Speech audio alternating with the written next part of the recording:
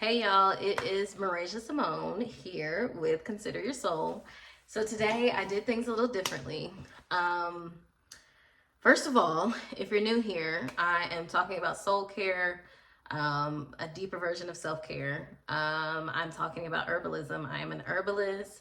I am a beginner hydroponics farmer. I am amazing. No, I'm a lot of things, but most importantly, yeah, I'm here to share messages of considering our soul. You know, there's a lot of things we do, there's a lot of ways we'd like to be, and there's a lot of stuff happening in our lives. And so I think sometimes when you're making decisions, sometimes when you're showing up for yourself, the thing you have to consider is your soul. And sometimes it requires us to make decisions that are not the easiest or that seem a little scary, but you know, asking what does your heart want? How should I be considering my soul needs in this moment? Because sometimes we get so fixated on the physical, on the things that are like presented in front of us. So that's the beauty of considering your soul, is because considering your soul can create new things in front of you. So today I asked, what is the medicine? How can I share hope today? That was specifically the question I asked. And so I've already pulled cards. You know, typically I try to pull like one, maybe two will fall out. But today I kind of have a whole spread, and I don't have the setup to like show you what the spread is. So we're just going to go through it because it seemed really simple when I looked at it. And so today, you know, the first thing I saw were these cards came up together. Ended up pulling three. And this is Grandma's Baby's deck. And so first one was Bear, which is the witnessing card for me. It's like you're seen. People see you. Your ancestors see you. Even if nobody else recognizes you, God sees you. Spirit sees you. And so it's a witnessing card for me. And so the next one was actually Ancestors. And then the next one was the Corn Harvest card. And so for me, this is really about, you know, because I asked, I forgot the question already, but it was about, hope, giving hope today. And it feels like we are going to either bear witness. It doesn't feel like an action because they all came upright. So there wasn't a prescription. As the creator of this deck, she always likes to talk about like prescription versus description. I remember her saying that. And so when it's prescriptive, it is in the reverse. That's how she looks at it. Like it's like what do you do, kind of, the medicine. And descriptive is what is happening. That's the way I interpreted it. And so because these were all upright, it feels like we're going to bear witness to receiving the things that we asked for. And yeah, this is just like a watch and see. Like everything you ask for is showing itself. And so whether it is like look around and it's already here, or this is getting ready to happen, there's nothing else for you to do. That's what this is saying to me. There's not necessarily an action for you other than just to look and see, open your eyes. And so I think witnessing is the thing that you'll do. And, you know, maybe other people will witness you. You know, I just imagine, like I told you, I imagine somebody saying, I told you I was going to do this for you. Now I did it, didn't I? Now look and see what I did. You know, just like if you think about Christmas and kids who are asking for things for Christmas and,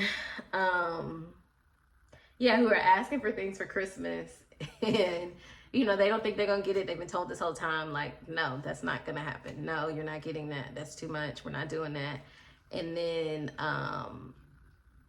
you know, or you have, okay, that didn't actually make sense, but you believe that you're not getting something and nobody's giving you an answer of like, yeah, you'll get it. No, you won't get it. It's just kind of like, it's handled. I got it. It's handled. I got it. It's handled. I got it.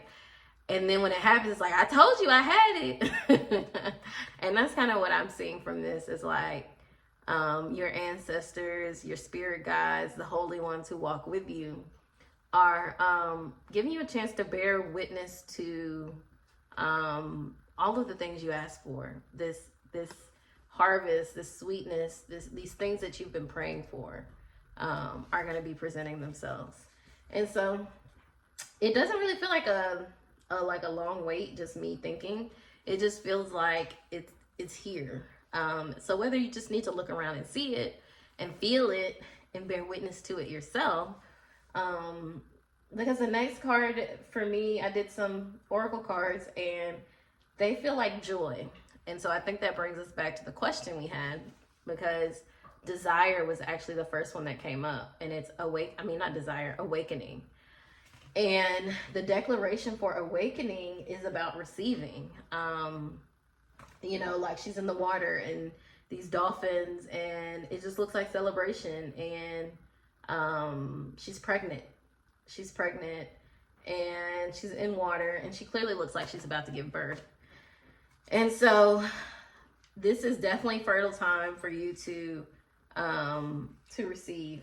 And so I think there are gifts, like there are things I am receiving, and I am radiating love. Like something is being shown, because it may not even be tangible, just thinking of the cards, because it may not be tangible, but it could be the spirit of joy. It could be finding hope through the spirit of joy, being placed in positions, environments, even with yourself. It may be more of like a self thing. So I feel like I'm going in circles now, but the next card was desire, which further informs these things that you have prayed for are being presented for you. So this card, the declaration, is what I desire desires me. This is definitely very fiery, and it came in reverse. So to me, it has a big presence here today, is that those things of desire. And then shame came next, which has a big energy of kind of letting go and surrendering. I think the declaration for this one, it says, I am protected. And so you're secretly scared that you are not enough. Shame is lying to you. You're not broken, unlovable, ugly, or unworthy. Shame keeps you small and hiding. Accept yourself now. You're a bright light. Allow yourself to see who you really are. You are doing the very best you can. You are lovable, and you are complete. And so that may be what you're bearing witness to, is why you are all these things that you've always desired to be, that you were scared to see yourself as, that you didn't believe that you were. And so maybe you're awakening to the desires of how you want to see yourself, because the shame is no longer how you're existing, and so maybe you're awakening to who you truly are, and how gifted you are, and how special you are, and how much is here for you. I have this thing the other day that I was thinking about like when life chooses you. And really what that means is when you choose life, like you choose to be in alignment with spirit, with God, and to adhere to the will of the purpose that you were born into. And it feels like when you do that, it feels like life starts choosing you. It feels like all of these things are happening around you. This thing is radiating within you. And it's because you've said yes to yourself. Like you've chosen yourself. And so when you choose yourself, life chooses you. You know what I mean? And so things shift. The things that you didn't believe were possible, that you didn't believe that you could do or be, those things start to shift. So this definitely feels like, even when I think about desire and shame, I think about like opposites. So this morning when I was doing mine, I got joy and grief. And so I'm thinking about opposites, holding space for two different things. And I started writing about how, like, if Jesus is the reason for the season, in general, that's what Christmas is talking about, then thinking about that he was born into a space that was grieving, for, the story of Jesus, to come and save the souls of people. There had to be something specific that people were going through. And so seeing yourself as this powerful presence that was born for a reason, born to be of service in some way, including to yourself, And so for something to be created, there had to be a need for it. And so this all goes back to like understanding your medicine and the reason you were created, and realizing that you were born for such a time as this.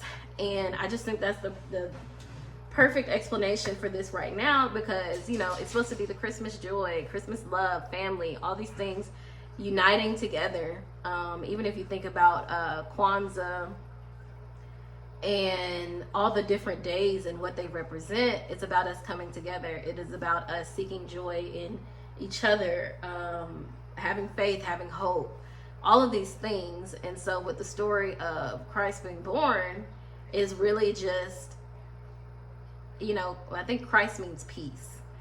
And so peace on earth. And for there to be a need of peace on earth, there had to be something opposite of that. And so, yeah, I don't know. I find it like, you know, what are you willing to die for? And not literally die, but like a death and a rebirth kind of thing, an awakening into yourself. What are you willing? And my coach, JDK Story, one of the questions that I like that she asked is like, what are you not willing to give up for what you want? And when I first heard it, I was confused, but I think that that comes in this process of dying, of death and rebirth. And when I think about what the winter solstice represents, I think it represents death and rebirth. I think the spring comes the rebirth, and the winter, I think, is death, but don't quote me on that. And so what are you willing to die to? Like, what are you willing to die for? And there's so many things that need to be released from us now. And a lot of people are grieving. A lot of people are grieving these losses within themselves, or maybe in their immediate environments, maybe grieving actual loss of people. But there being a need for us to come together and really bearing witness to all of our answered prayers, whether it's the reflection of the year. And that's what I'm going to do today, is really sit down and reflect on how much has changed this year, and how much of it was a blessing, and how much of it was things I prayed for. And so, yeah, I think there's a need to sit with that. If you are looking for something to do, something to embrace for the medicine, I would sit and I would journal about how much things have shifted this year for your good. How many blessings have found you this year, before we're reflecting on what we want next year. Witness what's already happened, what's already happening for you, what happened in your harvest season, what did you harvest, and so, yeah, and specifically the things that you prayed for.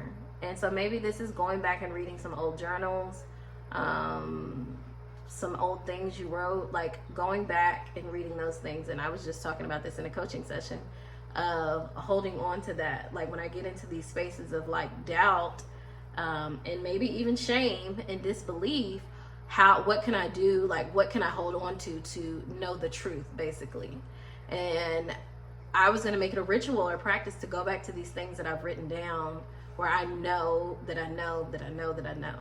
And so going back to those spaces as my anchors, to keep going and to find the hope, to find the joy. So, yeah, I think this is definitely about bearing witness to the life that you're living and the life that you're walking into. But definitely this is answered prayers. And so I don't know what you've been asking for. I know what I've been praying about. So I'm excited about this, but I'm also excited to reflect. This didn't necessarily say to reflect, but it definitely made me think about reflecting. Yeah, it felt more like, I keep thinking like bear witness to a miracle. And there is a miracle card, and it didn't come out, but that's what I keep thinking about, is bearing witness to the miracle that you are, like specifically that you are, and that your holy ones who are surrounding you are providing you. Like, bear witness to the blessings that they're bestowing upon you, or that they have bestowed upon you. So yeah, this is, again, good news. Like, good things are on the way if they're not already here. So yeah, Merry Christmas, Happy Holidays. I'm pretty sure I'll be back, but just in case I'm not, I'm gonna say Merry Christmas and Happy Holidays. And I will see y'all soon. Like, share, subscribe. I would love for you guys to comment and talk to me on here. And I will see y'all next time.